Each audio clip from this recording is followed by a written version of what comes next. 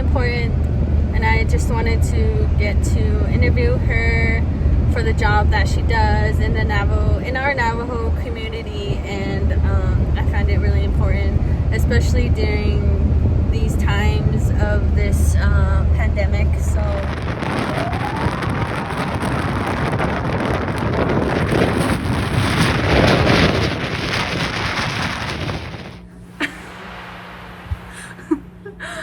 Yad Asia Wanisnes Yanisha Touchini Nishlet Do Kiani Bashtin Sinajini Dashache Ado White Mountain Apache Dashanelle. Ja, Touchini Nishlot Sinajini Bashtin Ado Ziltane Dashanelle Ado Aya Nisht Eje Dashanelle Ado Aya Naltej between the Enasha.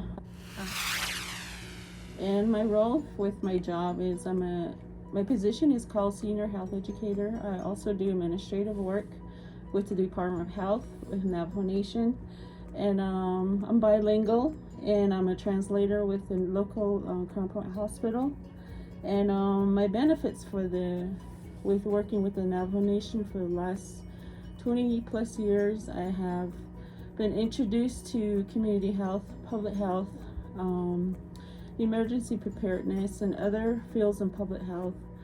So I play different roles on certain days for certain things and we also have like outbreaks, so we have to respond to those through education.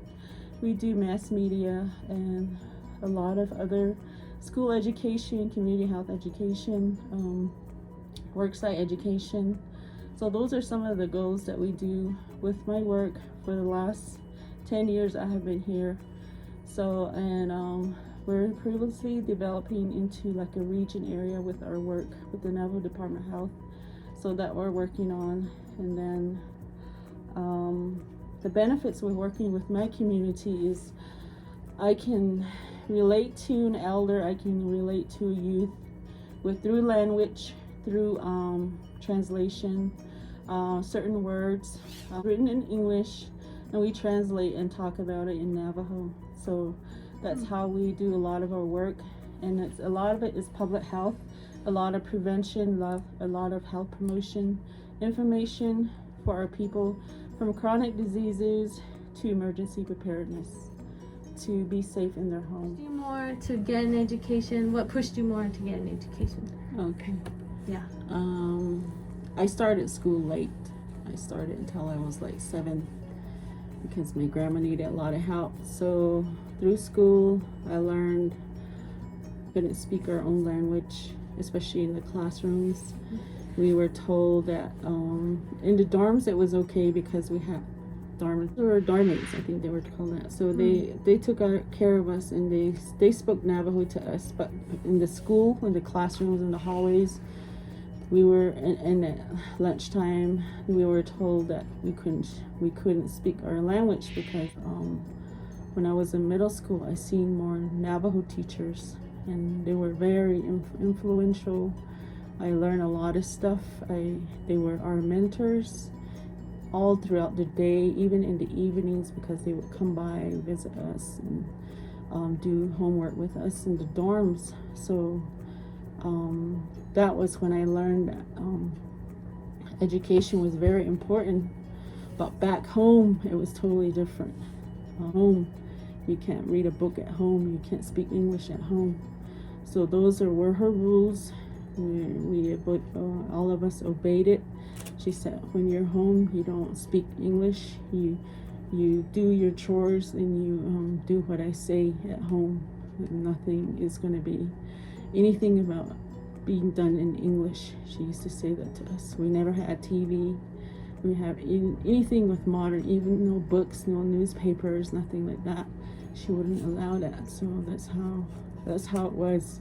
School was school, and home was nothing but Navajo culture and teaching. So that's how I was raised. So when I went to high school, it wasn't as bad, or it wasn't as strict as it used to be, and it changed. It was changing when I went into high school. There was less people that would be speaking in Navajo, and some of them weren't even bilingual. when I got to high school, some of my classmates would just speak plain English, and a few of us. And in high school, I think it's still the same, or maybe worse, where they don't really push you to go to school. They don't really push you to learn anything. That's how it was when I was in high school. You just attended, you graduated, and that's how they looked at it. But for me, it was totally different. I think what I learned from my middle school, my teachers, my mentors that I had, they taught me a lot about school. You need to, even though you don't have guidance, and it's really tough. But if you have good parents that went to high school, graduated, went to college, a stronger bonding with my people because of my language and some of the culture teachings that I had and traditional practices that I still practice today. So it makes me who I am. Mm-hmm. Our traditional values, it's really important. So what do you think we could do to try to involve that more? As I think, if the child was a Navajo child going into the modern world, I think that it's an individual experience for the child, especially if the child was taught traditionally to live traditional, sing traditional songs, talk in Navajo, and if they were culturally based and raised in that environment. And then if they were raised in an environment where there was generational relationships with their grandparents or their nullies, which is on the father's side and the paternal side. So if they were raised in in the traditional Dene culture ways of life, then it's going to be different for the child to be in a Western world where the child will be stronger, but the habits, behaviors will be adapted, but the child will have a stronger connection with the foundation because it was developed and what's very important to the family as far as culture and traditional habits and practices. So if the child understood that, and the family, the parents stressed that the traditional culture and songs, praying, the way of life is the stronger part of being a part of this world, then the child will understand that and return to the Navajo Nation and help their own people. They can exist and they can be successful in the Western world, but they can be much stronger as they come home. So that's how I see it. The child has to be raised in an environment where the child can relate and understand how to exist in both worlds.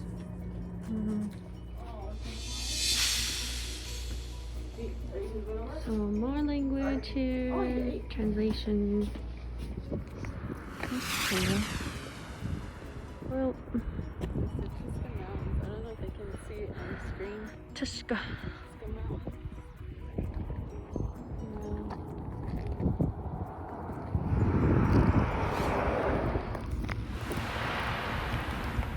Yeah, so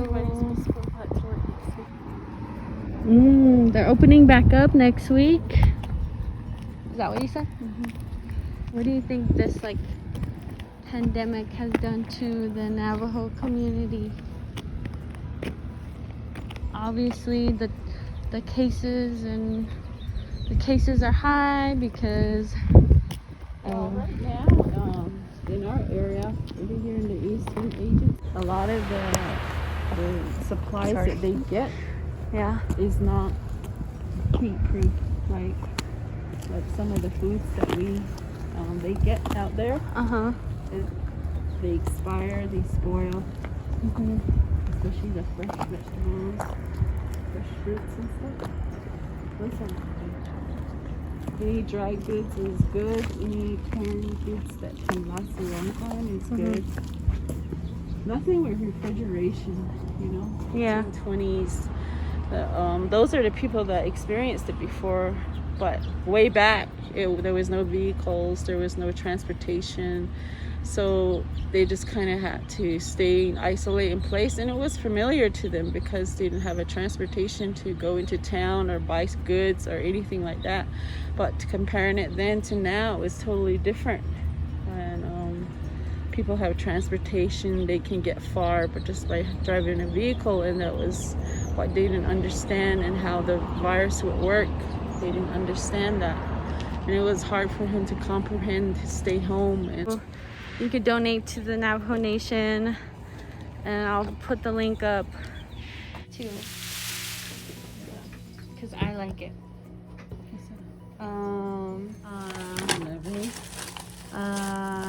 Kind of, but not really. But it's so crazy because, like, how did she catch these smells, you know? And she was only 11. I was like, what was I doing at 11 years old? crying. Playing in the dirt. Oh, shoot. And I was going to give this one to her.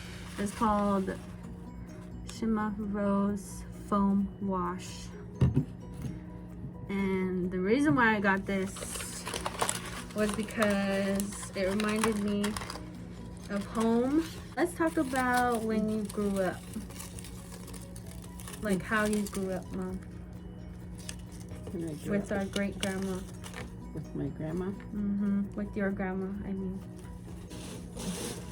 There was days that we used to herd sheep till noon, take them to the pond, we had a lot of ponds.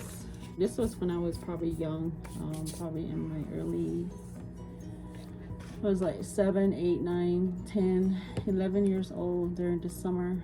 We used to go to boarding school during the school years, and summertime we spent a lot of time with our grandma because our parents used to work. So there were days that it was a struggle. The heat, water was very precious. We used to haul water a lot to drink, to shower with. So but there was days that my grandma would be weaving, and then hot days was the worst because it was hard to cook. We didn't have access to propane or any modern ways of cooking, so we had to build a fire. So those are some of the ways that we survived during the summer. And we didn't have any like fancy food, fancy anything, you know. So that was a lot for us as little kids, but we survived. There was a lot of meat, jerky meat, so a lot of canned food. When I was raised, when I was small, we can hardly see any green grasses anymore.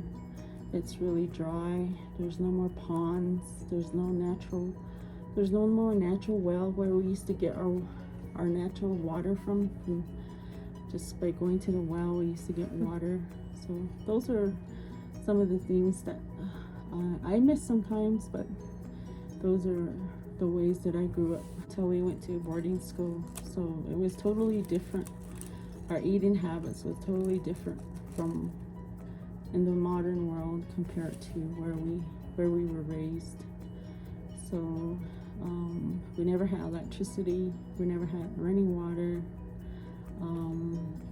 My parents always had good transportation, and that's how we got in and out of our home during the winter time. So